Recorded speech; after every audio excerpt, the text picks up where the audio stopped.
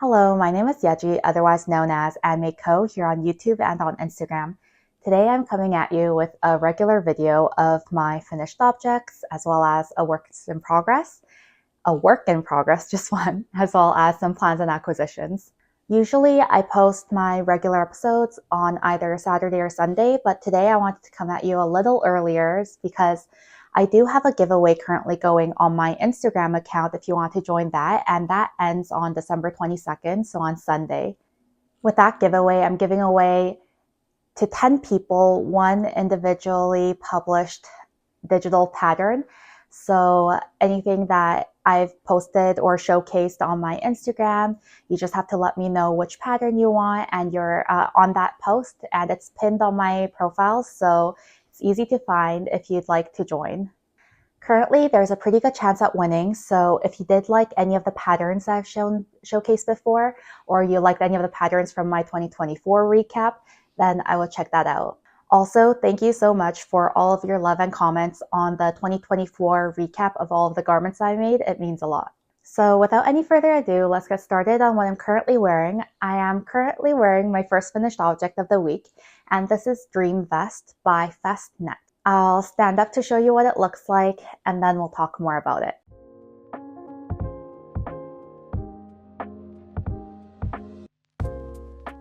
Before we jump into the construction of this pattern, I want to talk about the yarn I used.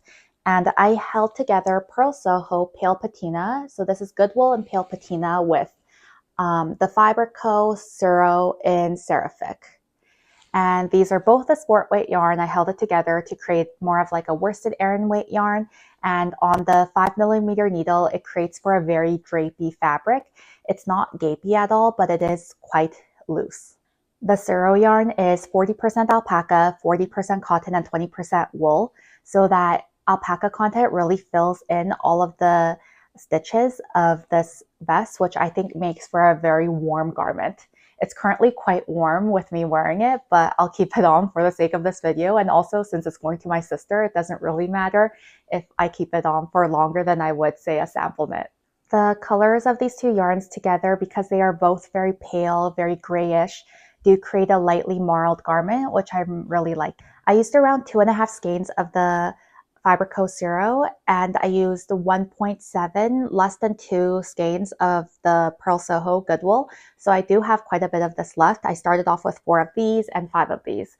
So as soon as I finished, I was like, oh, I could probably make another one. Not that I'd want to in the same color combination with the same yarns, because I would want to mix it up, but I did have a lot of leftovers. The Dream Vest only goes up to 50 inches, so it is not size inclusive in the to fit measurements part. And I think that I don't know if I would have bought this pattern had my sister not sent it to me. So she's the one that found this exact garment. She saw their Instagram reel. She sent it to me asking if I could make something like it. And I found the pattern online, sent her the link. She purchased the pattern, sent it to me so that I could make the Dream Vest for her. To my knowledge, this pattern was around $10 USD, so it's on a little bit of a higher end of that range. Usually, I feel like garments usually go for around $6.50-ish to around $9 USD on Ravelry, but it is what it is.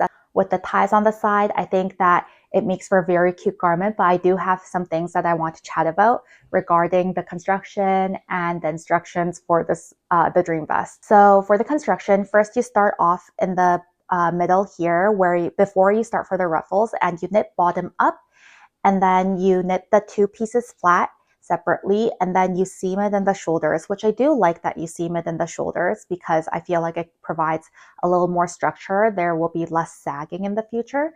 So that happens, and then you pick up for the bottom and you knit the ruffles top down. So half of it is knit bottom up, the other half is knit top down, which I have no problems with. That was okay. My hesitation when it comes to recommending this pattern, if I were to recommend it to somebody else, other than it not being size inclusive, is that the instructions, I don't think you can follow without the videos that they provide.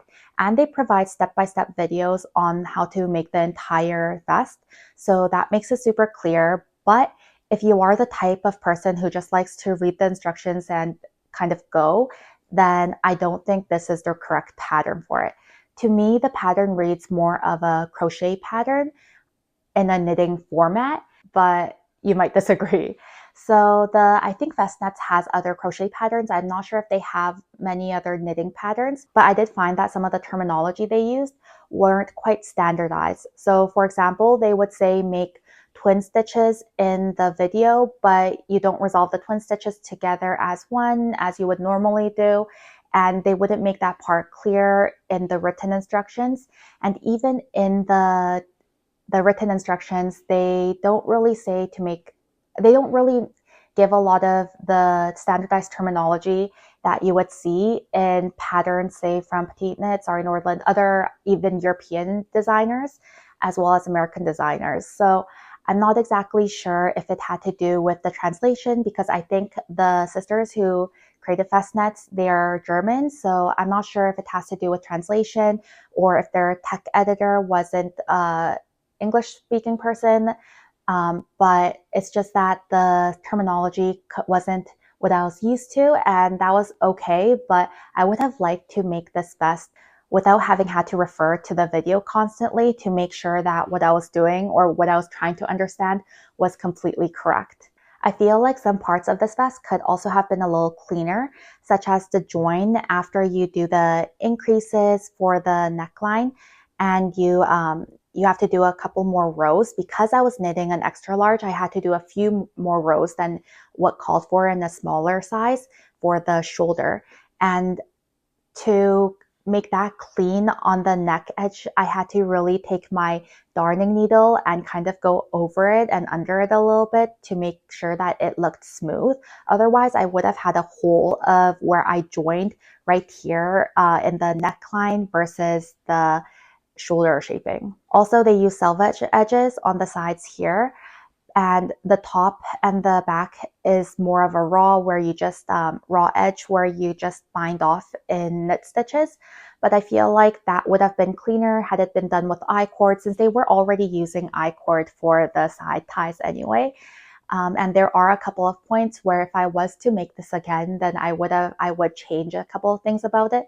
But because my sister liked the pattern as is, and that's what drew her to the pattern, I decided not to make any modifications in that way. So the top half of the garment, after you finish it, they recommend you wet block it and you pin it out so there are no rolled edges. But stockinette always tends to roll even after you wet block it.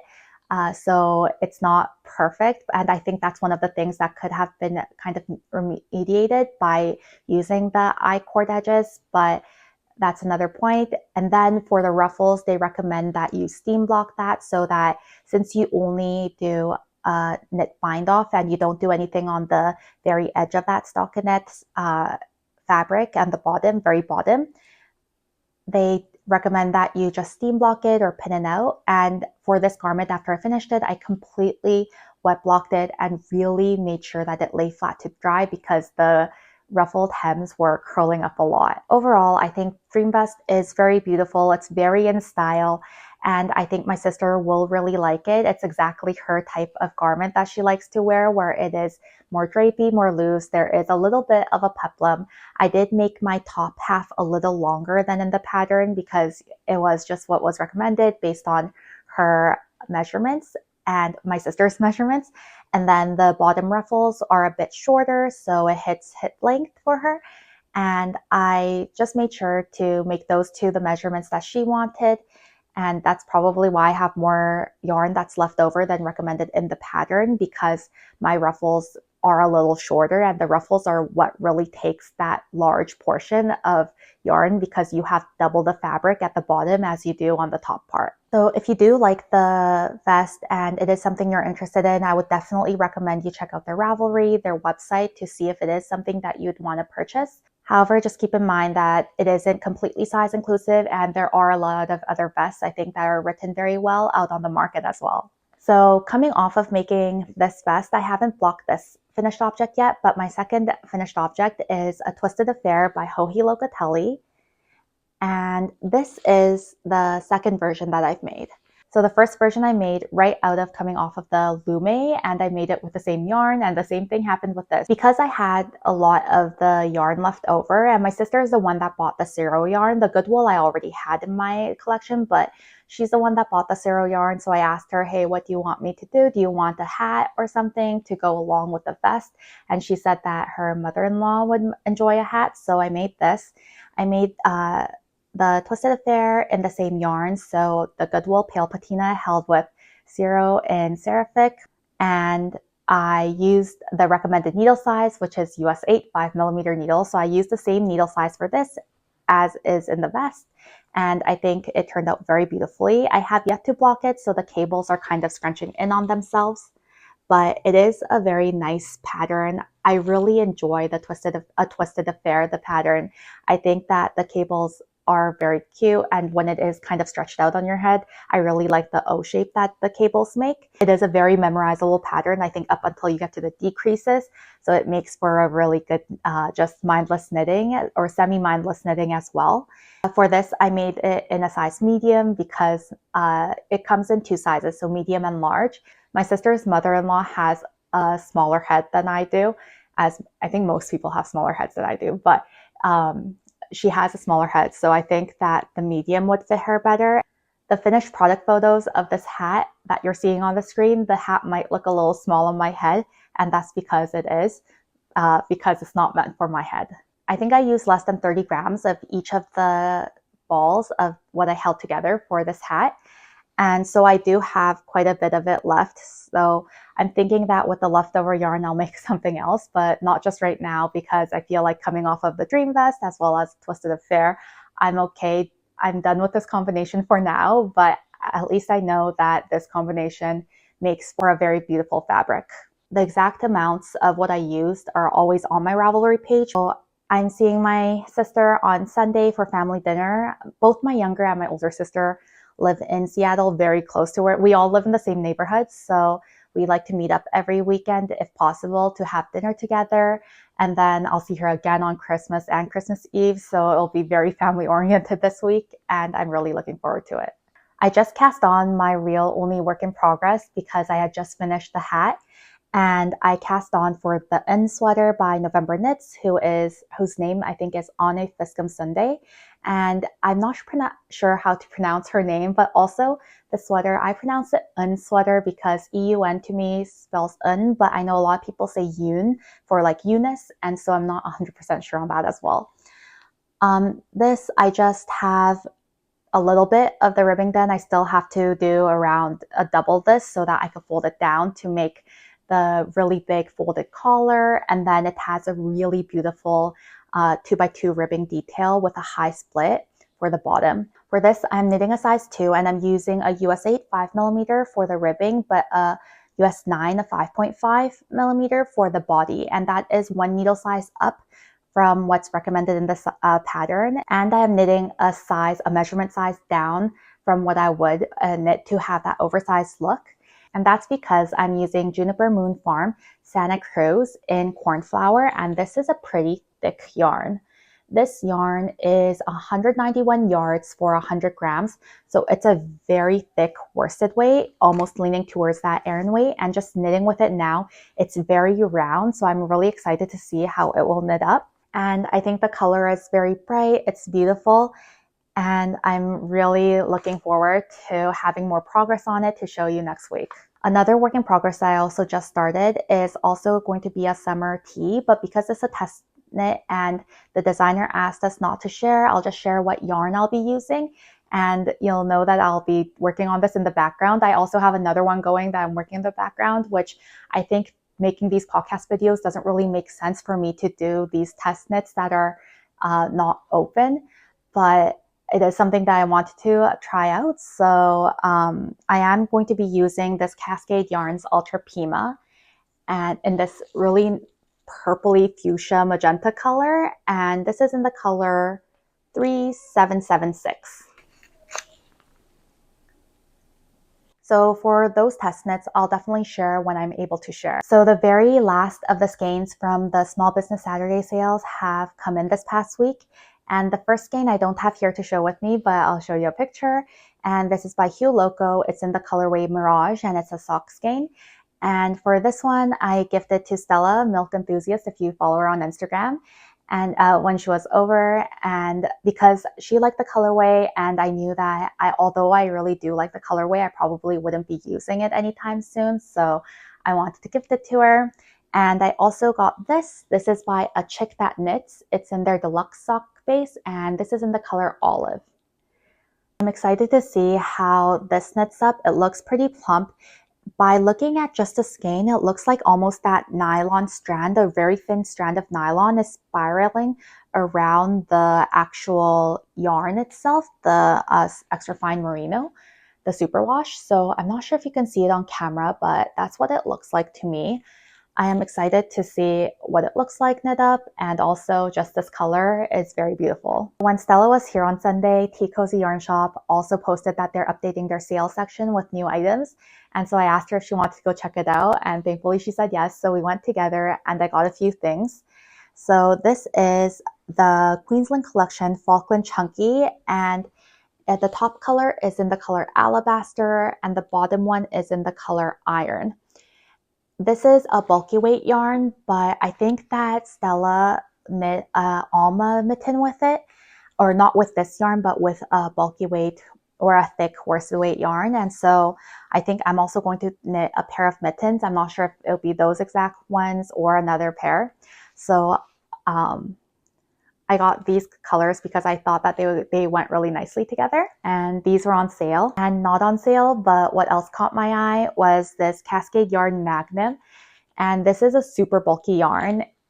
If you watch my 2024 recap of my accessories, then you know that I knit my mom a white chunky cable knit hat, and I wanted to get another super bulky yarn because my mom said maybe my dad would also want one because winters in Korea are quite harsh. And so I got this. It's in the color 9549. And when I told her I got this one, she said, oh, maybe your dad doesn't need something that's so chunky, but if it doesn't fit his head or if he doesn't like it, then I'll wear it, as in my mom will wear it. So I know that it will get good use. And this is something that I'll probably knit up soon, although they are coming in June of 2025. So she'll have it for next winter. And then the last yarn I got was something that I recommended because I felt it in my video for the 2024 spending recap of more affordable yarns that you can find. This is $18.50 for 100 grams. And what I'm talking about is the Calburn Woolen Scout. And I really wanted to try it because when I felt it in the store and when I just see it all the time, it feels so nice. It feels very soft, and it's 100% wool. It's 274 yards per 100 grams, so it is a DK weight yarn.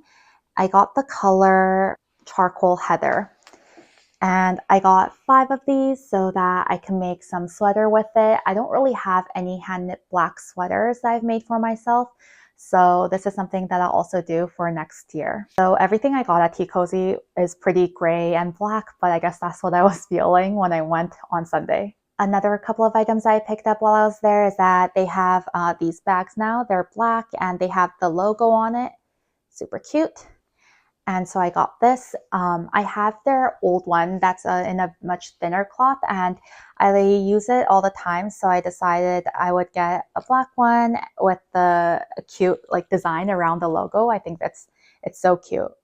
So I'm excited to use this. And I also picked up some Super Snips, which is a super, super tiny scissor with a cap that's attached to the actual scissor. So you can see that it's super tiny. And Elsa Half Knitwits on Instagram, she recommended these scissors. I think they sell it for around $5 maybe. I wish I got a couple more, knowing that, you know, they are super affordable. And I think it'll be super useful to have in my knitting bags, just so that I have it all the time. And this is the type of thing that you can probably take on an airplane because it's less than the PSA 10 centimeters, I think they give you for the blade.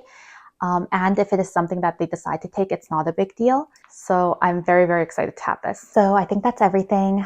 And I know it's acquisition heavy. As I said, probably until next week will be pretty acquisition heavy. And then we'll get into trying to use up a lot of what I have for 2025. In terms of videos, I will upload another regular episode next week, but I would also like to upload after Christmas sometime, just going through what I have in my collection, how I store it, and the plans I have for some of the yarns in 2025. So that's something to look out for if you are interested. It will probably come either very early 2025 or very late 2024. Please remember to enter my giveaway on Instagram if it is something you are interested in. And if you do celebrate, happy Hanukkah, Merry Christmas, and I'll see you next week. Bye.